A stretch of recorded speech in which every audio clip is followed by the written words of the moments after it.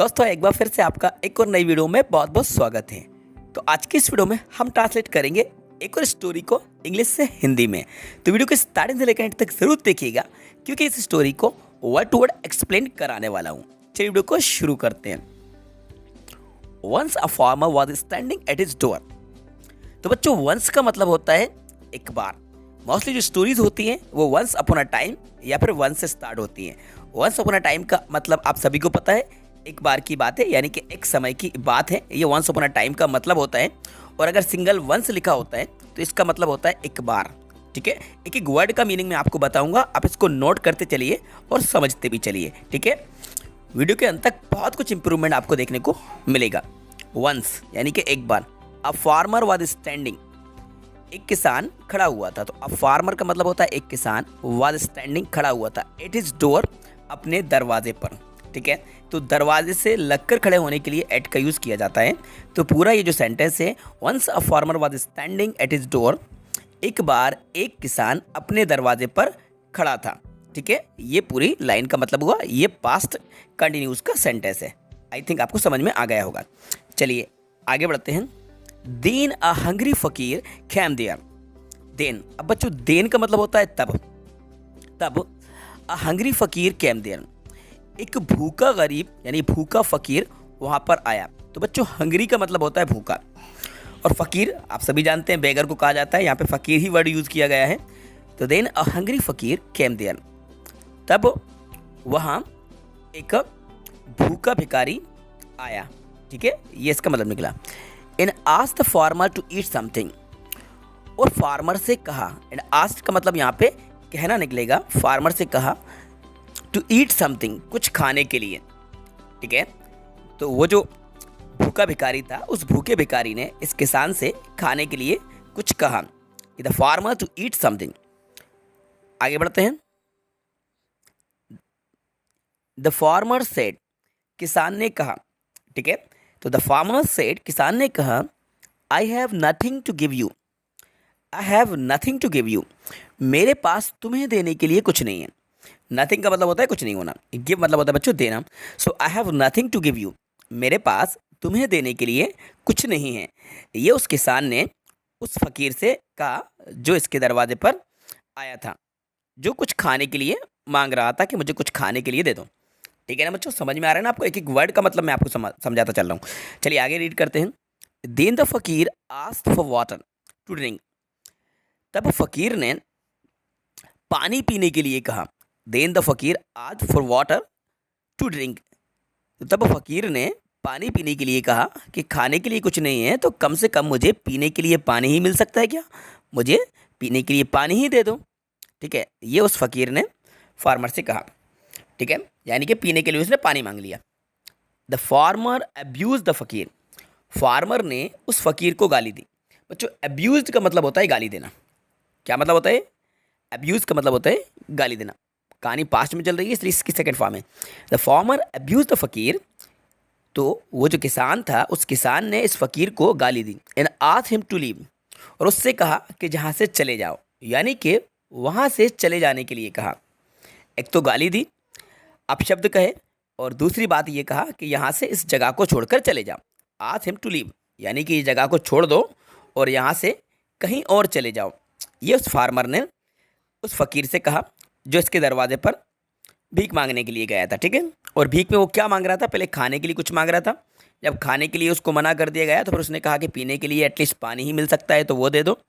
लेकिन ये जो फार्मर था इतना रुडली था, ना तो उसने खाने के लिए कुछ दिया और ना पीने के लिए पानी दिया, बल्टा अपशब्द इससे कहे और उसको वहाँ से चले जाने के लिए कह दिया। ठीक है, चलो आगे रीड करेंगे। द सैड फकीर लेफ्ट फ्रॉम देयर, अब वो जो दुखी फकीर था वहाँ से चल दिया। सैड का मतलब होता है दुखी। द सैड फकीर लेफ्ट फ्रॉम देयर, तो वो जो दुखी फकीर था वो वहाँ से निकल गया, यानी कि उस जगह को उसने छोड़ दिया। आफ्टर अ फ्यू डेज, कुछ दिनों के बाद। आफ्टर मतलब बाद, अ फ्यू डेज मतलब होता है कुछ दिनों के बाद। So after a few days का पूरे का मतलब हुआ कुछ दिनों के बाद। The farmer forgot his way in the forest, किसान जंगल में अपना रास्ता भूल गया। फॉरगॉट का मतलब होता है भूल जाना। हिज वे मतलब अपना रास्ता, इन द फॉरेस्ट, फॉरेस्ट का मतलब होता है जंगल में। तो कुछ दिनों के बाद किसान जंगल में अपना रास्ता भटक गया, यानी कि वह अपना रास्ता भूल गया, जिस डायरेक्शन में उसको जाना था वहाँ से वे गुम गया, यानी कि रास्ता भूल गया। द फार्मर सा फकीर्स हट and went there.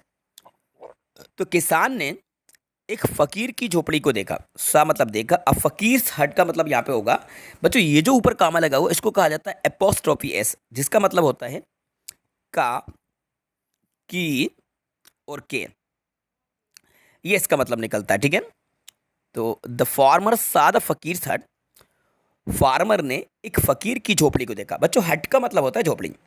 And went there, और वहाँ पर चला गया।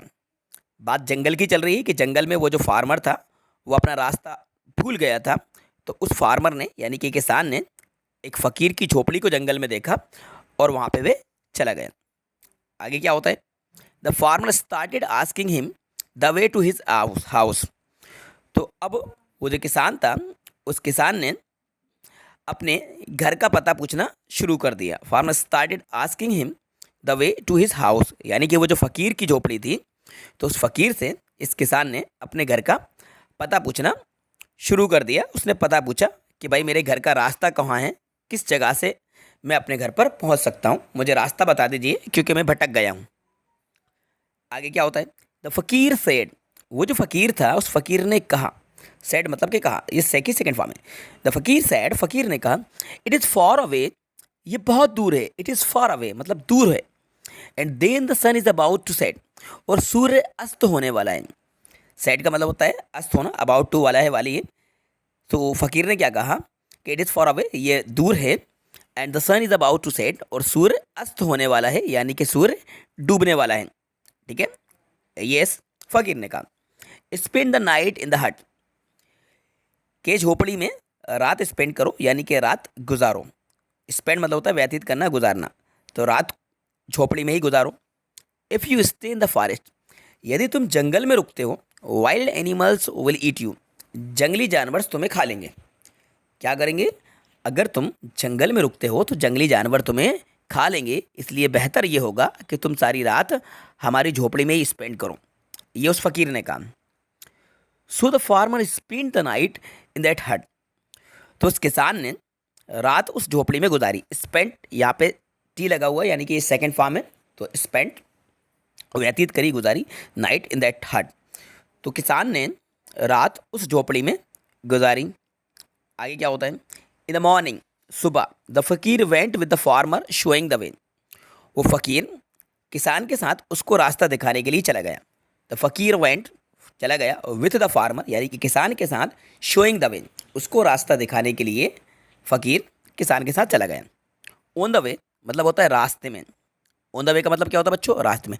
On the way the fakir आज him to do you recognise me, तो रास्ते में फ़कीर ने इस किसान से पूछा कि क्या तुम मुझे पहचानते हो। Him to you, do you recognise me, recognise मतलब होता है पहचानना, क्या तुम मुझे पहचानते हो। The farmer recognise the fakir, farmer उस फ़कीर को पहचान गया कि ये तो वही फ़कीर है जिसको मैंने धुक्कार के अपने घर से भगा दिया था, ना उसको खाने के लिए ना उसको पीने के लिए कुछ दिया था, बल्कि उल्टा उससे अपशब्द कहकर उसको वहाँ से चले जाने के लिए कहा था, और ये वही फ़कीर है। एंड वॉज वेरी अशेम्ड, और बहुत ही ज़्यादा फार्मर अपने किए पर शर्मिंदा हुआ। क्या हुआ? अपने किए पर शर्मिंदा हुआ, यानी कि जिस फार्मर ने इस फ़कीर को अपने घर से भगा दिया था, एक दिन वही फ़कीर इस फार्मर के काम आया। ठीक है स्टूडेंट्स, तो ये थी स्टोरी जो मैंने आपको वर्ड टू वर्ड एक्सप्लेन करा दी। आई होप ये स्टोरी आपको बहुत अच्छी भी लगी होगी, और इस स्टोरी से आपको क्या शिक्षा मिलती है कमेंट्स बॉक्स में जाकर कमेंट्स करके मुझे ज़रूर बताइएगा। आई होप स्टूडेंट्स ये वीडियो आपको बहुत ज़्यादा पसंद आई है, तो वीडियो को लाइक ज़रूर कर दीजिएगा, अपने सभी दोस्तों के साथ ज़्यादा शेयर भी कर दीजिएगा। और यदि आप हमारे चैनल पर नए हैं और आपने अभी तक हमारे चैनल को सब्सक्राइब नहीं किया है, तो दोस्तों चैनल को ज़रूर सब्सक्राइब कर लेना, साथ में बेल आइकन को प्रेस कर दीजिएगा, सो दैट जब भी हम नए वीडियो को अपलोड करेंगे तो उसका नोटिफिकेशन सबसे पहले आपको मिल जाएगा। इससे पहले भी जो वीडियोस अपलोड की गई हैं स्टोरी ट्रांसलेशन की, अगर आपने उनको नहीं देखा है तो हमारे चैनल पर सारी वीडियोस अवेलेबल है। अब वन बाय वन उन वीडियोज़ को देख लीजिए और अपने इंग्लिश में इंप्रूवमेंट लेकर आइए। तो देखते रहिए और सीखते रहिए। Thanks for watching.